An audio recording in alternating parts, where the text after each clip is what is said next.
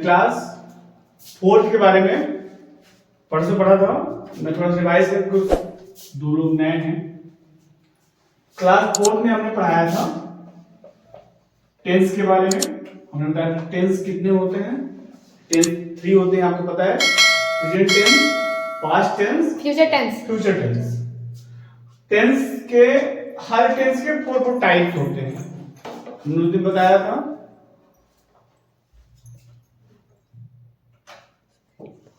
तो हमने टेंस के बारे में बताया था। टेंस 3 होते हैं, present tense, past tense, future tense. सारे टेंस के पार्ट्स होते हैं इंडेफिनिट, कंटीन्यूअस, परफेक्ट और परफेक्ट कंटीन्यूअस। मतलब प्रेजेंट के भी 4 पार्ट्स हो गए, पास्ट के भी 4 पार्ट्स हो गए और फ्यूचर के भी 4 पार्ट हो गए। मतलब टोटल टेंस कितने हो गए हमारे पास? I have 12 tens.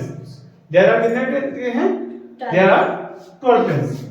अब हमारे पास सिंपल से हम लैंग्वेज यदि समझना चाहें तो हम ये समझेंगे कि हमारे पास टेंस कितने होते हैं? टोटल 12। अब उन 12 टेंसों में से हमें एक टेंस के बारे में पढ़ना है, पार्ट बाय पार्ट पढ़ना है, part by part.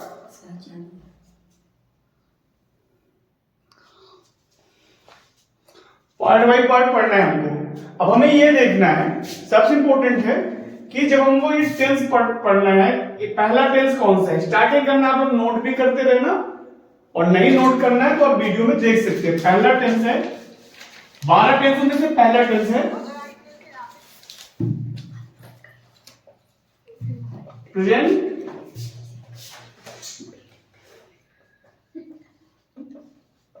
Indefinite tense.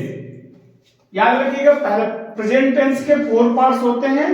4 में से पहला पार्ट है प्रेजेंट इंडेफिनिट टेंस। इसी को सिंपल टेंस भी बोलते हैं। ठीक है।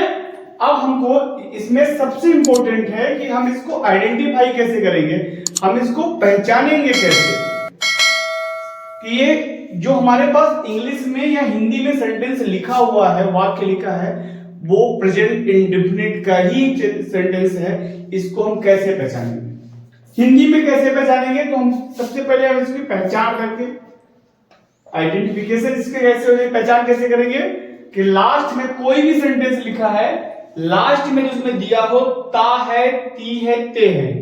जैसे राम जाता है, वह खाता है, हम आते हैं, वे जाते हैं, हम दौड़ते हैं। लास्ट में ता है, ती है आ रहा। हिंदी में कैसे पहचानेंगे कि लास्ट में ता है, ती है या ते है? ये हिंदी से प्रेजेंट इंडेफिनिट टेंस की पहचान है। किससे? प्रेजेंट इंडेफिनिट टेंस की पहचान हिंदी से। दूसरी चीज इसमें हमको देखना है कि इसमें हेल्पिंग वर्ब क्या यूज होती है। इसमें 2 हेल्पिंग वर्ब यूज होते हैं, एक डू और दूसरी डज। 2 हेल्पिंग वर्ब यूज होती है, कौन सी? Do and does. थर्ड इसमें देखना है इसके स्ट्रक्चर क्या बनेगा। मतलब जब उसको हम ट्रांसलेट करेंगे तो उसको सबसे पहले क्या लिखेंगे, फिर क्या लिखेंगे, वर्ब कौन से फॉर्म में लिखी जाएगी, इसका स्ट्रक्चर बनेगा। सबसे पहले हम लिखेंगे सब्जेक्ट।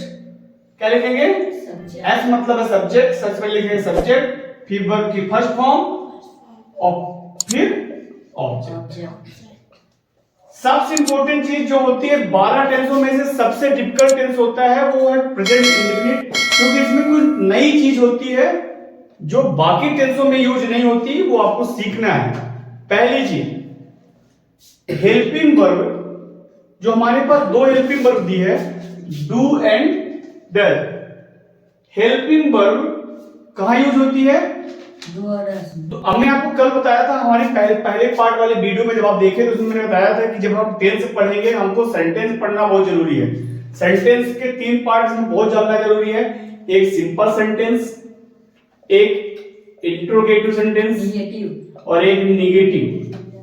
तो याद रखिएगा एक चीज, नई चीज है कि प्रेजेंट इंडेफिनिट टेंस में सिंपल सेंटेंस जब लिखा होगा, मतलब इंट्रोगेटिव मतलब जब हम क्वेश्चन पूछते क्या वो जाएगा, क्या वो क्या वो जाता है, क्या वो आता है, क्या हम बाजार जाते हैं, हम कहां रहते हैं, इस तरह से सेंटेंस पूछेगा।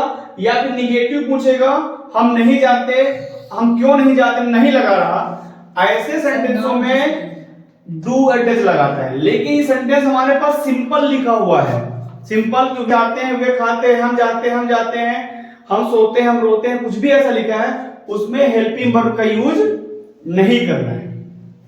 सिर्फ प्रेजेंट इंडेफिनिट टेंस की मैं बात कर रहा हूं। हेल्पिंग वर्ब हमको कहां पे लिखना है, जब सेंटेंस या तो हमारा इंटरोगेटिव होगा या फिर निगेटिव होगा। ये इसमें टेंस में अलाउ होती है। आपको आगे में जब हम ट्रांसलेट करेंगे तो हम समझाएंगे। दूसरी चीज हमको देखनी है, एक चीज कि इसमें एक चीज और है, एक होता है यस या यस। इसका यूज कहां पे होता है? यस या यस का यूज होता है जब हमारा सेंटेंस सिंपल होगा। क्या होगा? सिंपल सेंटेंस होगा हमारे पास, और हमारे पास सब्जेक्ट जो होगा, सब्जेक्ट में किसी का नेम हो, या ही हो, सी हो, या इट हो, तो उसमें वर्ब के साथ यस या ईएस लगा देते हैं। वर्ब के साथ यस या ईएस लगा देते हैं। लेकिन सेंटेंस कैसा होना चाहिए? सिंपल होना चाहिए। तब इतनी चीज समझ में आ गई। अब सिंपल, अब हम थोड़ा सा इससे एग्जांपल्स करेंगे। पार्ट 1 में हमने सेंटेंस के बारे में जाना था, पार्ट 2 में हम प्रेजेंट इंडेफिनिट के बारे में सिर्फ पढ़ेंगे, क्योंकि ये थोड़ी सी डिफिकल्ट टेंस है। बाकी टेंस को हम कवर करेंगे जल्दी जल्दी, ठीक है? तो इसको इरेज कर दें, बाकी आप वीडियो में देख सकते हैं। यदि आपको समझ में नहीं आएगा तो आप देख रिवर्स, ओके? अब हम थोड़े एग्जांपल्स पढ़ेंगे तो हमें प्रेजेंट इंडेफिनिट टेंस समझ में अच्छी तरह से आ जाएगा। बड़ा ध्यान से पढ़िए, जो कि टेंस के बाद हम वॉइस पढ़ाएंगे, वॉइस के बाद नरेशन पढ़ाएंगे। जब तक आपसे टेंस नहीं बनेगा तो आप बाकी चीज कवर नहीं कर पाएंगे, ओके? अब हम थोड़ा बताएंगे एग्जांपल्स। हमने पता थोड़ा सा एग्जांपल्स लगाते हैं। जैसे मेरे पास सेंटेंस है कि मैं बाजार जाता हूं।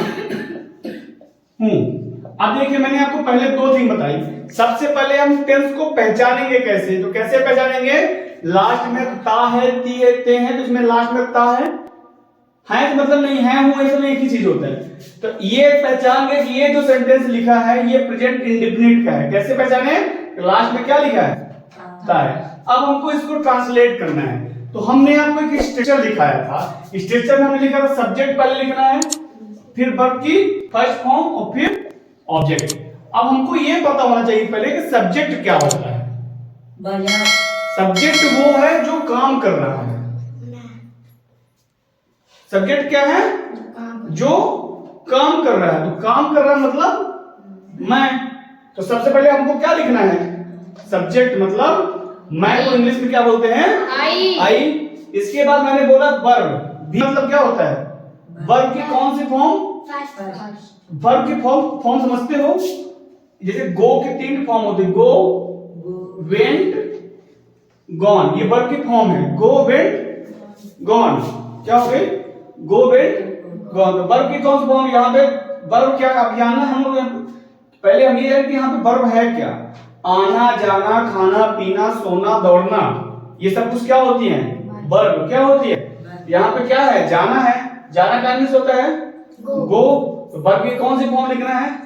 ये गो की पहली फॉर्म है, ये गो की सेकंड फॉर्म है, ये गो की थर्ड फॉर्म है। हमें गो की फर्स्ट फॉर्म लिखना है, तो आई गो टू, और कहां जा रहे हैं हम?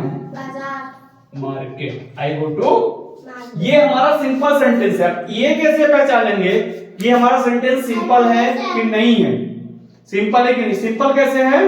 क्योंकि इसमें ना तो इंटरोगेटिव है, मतलब किसी से कुछ नहीं, क्या तुम बाजार जा रहे हो, क्या तुम बाजार को जा रहे हो, ऐसा सेंटेंस कुछ नहीं है। निगेटिव भी नहीं है इसमें, मैं बाजार नहीं जा रहा हूं, ऐसा भी कुछ नहीं है। तो ना ये सेंटेंस निगेटिव है, ना तो ये इंटरोगेटिव। इंटरोगेटिव मतलब होता है जब हम किसी से क्वेश्चन पूछें, इस टाइप का सेंटेंस भी नहीं है। तो किस टाइप का हुआ? ये सिंपल सेंटेंस हुआ। सिंपल सेंटेंस में इस तरह से हम ट्रांसलेट। हमारे प्रेजेंट इंडेफिनिट में हमने 2 हेल्पिंग वर्ब पढ़ी थी, डू और डज। लेकिन डू डज का हमने बताया था इसकी हेल्पिंग वर्ब का यूज हम कहां पे करेंगे? जब हमारा सेंटेंस इंटरोगेटिव होगा या तो निगेटिव होगा, ठीक है? जैसे राम बाजार क्यों जाता है। राम बाजार क्यों जाता है। ये किस टाइप का सेंटेंस हो गया, इंटरोगेटिव हो गया। इंटरोगेटिव मतलब क्वेश्चन पूछ रहा है राम बाजार क्यों जाता है। जब इंटरोगेटिव बात नहीं करना है, जब इंटरोगेटिव सेंटेंस को हम ट्रांसलेट करेंगे तो सबसे पहले जो क्वेश्चन वर्ड लिखा हुआ है, क्यों, कब, कहां, कैसे, ये सब क्वेश्चन वर्ड होते हैं, सबसे पहले हम उसको लिखेंगे। तो क्यों को इंग्लिश में बोलते हैं व्हाई। अब हमने आपको दो हेल्पिंग वर्ब पढ़ाई है, आप वीडियो में देख भी सकते हो, एक डू बोली है, दूसरी डज। मैं जब नाम होगा क्या होगा, तो नाम के साथ क्या लगेगा, डज। तो व्हाई डज राम, डज, फिर राम हमेशा कैपिटल लेटर, नाम हमेशा कैपिटल लेटर होता है, राम, और फिर अब गो टू मार्केट। समझ गए, समझ आ गया, ओके। सेकंड है राम बाजार क्यों नहीं जाता है, मान लो यहां पे आ जाए, क्यों नहीं जाता है, why does Ram not go to market. बस आज इतना ही, कल इसके आगे और थोड़ा सा समझाएंगे।